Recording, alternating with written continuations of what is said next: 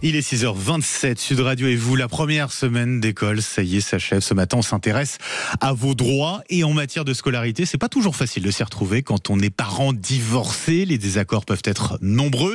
Alors, pour y voir plus clair et éviter les disputes, je reçois maître Justine Fontana-Contant. Bonjour.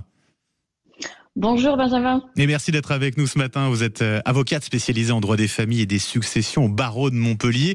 Commençons alors par le choix de l'établissement scolaire. C'est capital parce que les parents divorcés n'habitent pas forcément la même ville. Parfois, l'un veut scolariser son enfant dans le public, l'autre dans le privé. Quel est le parent ici qui a le dernier mot? Qui choisit l'école dans laquelle l'enfant sera scolarisé? Alors, en réalité, les parents n'auront jamais le dernier mot lorsqu'il est question de choisir entre le public et le privé. Il faut savoir que dans le cadre de l'exercice de l'autorité parentale, il y a deux types d'actes. Les actes usuels que un seul parent peut prendre seul et les actes graves. La scolarité dans le public, c'est ce qu'on appelle un acte usuel, puisque la scolarisation de l'enfant est obligatoire jusqu'aux 16 ans. Et donc, l'État, si vous voulez, remplit son obligation en rendant la scolarité possible gratuitement jusqu'à 16 ans. Et la scolarisation dans le domaine privé, quant à elle, c'est un acte grave qui nécessite l'accord des deux parents puisque les conséquences sont graves, notamment financières. Donc, dès lors qu'on a un désaccord entre les deux parents, le parent qui choisit l'établissement public pourra faire inscrire l'enfant. Donc, en réalité, il aura le dernier mot, sauf qu'en fait, il n'aura pas eu malgré tout l'accord de l'autre et il pourra malgré tout saisir le juge pour trancher sur la scolarisation définitive de l'enfant.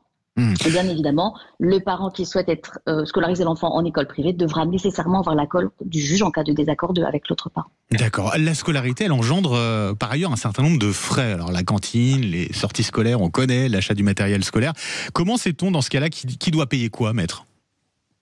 Et en fait, ça va dépendre si on a un jugement ou si on n'a pas de jugement. Si on n'a pas de jugement, le principe du Code civil reste que les parents contribuent à hauteur de leurs ressources et en fonction des besoins de l'enfant. Sauf que s'il y en a un qui décide de ne pas contribuer malgré le fait qu'il ait des ressources, eh bien, l'autre parent n'aura aucun moyen juridique, judiciaire, de pouvoir le forcer à s'exécuter, sauf à saisir le juge pour que le juge puisse statuer. Et bien évidemment, si on a un jugement, là, il n'y a aucune difficulté. La plupart des jugements sont clairs et donc on pourra le faire exécuter sans problème.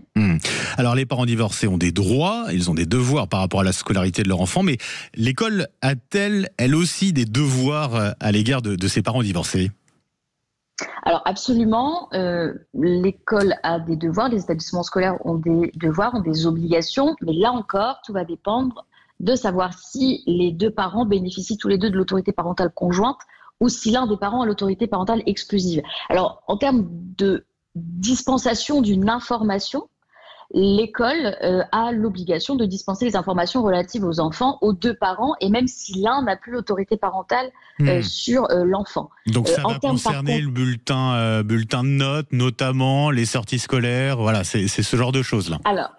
Alors ça, c'est sur l'information, donc pour le bulletin de notes, le bulletin le comportement de l'enfant. Par contre, pour les sorties scolaires, si les parents ont tous les deux l'autorité parentale conjointe, là, les deux devront a priori consentir à cette sortie scolaire. Mais s'il y a qu'un seul parent qui a cette autorité parentale exclusive, là, dans ce cas-là, c'est seulement ce parent-là qui va pouvoir donner son accord. Donc, il est important que les parents qui sont dans cette situation de séparation ou de situation de divorce, qui ont par exemple une décision de justice à leur bénéfice, c'est important qu'ils en parlent à l'école pour que l'école soit en règle juridique, légalement, avec la situation spécifique de cet enfant qui a des parents divorcés. Merci beaucoup pour toutes ces précisions, maître Justine Fontana-Contant. Je rappelle que vous êtes avocate spécialisée en droit des familles et des successions au barreau de Montpellier. Votre cabinet est précisément à Lunel. Merci et très belle journée à vous.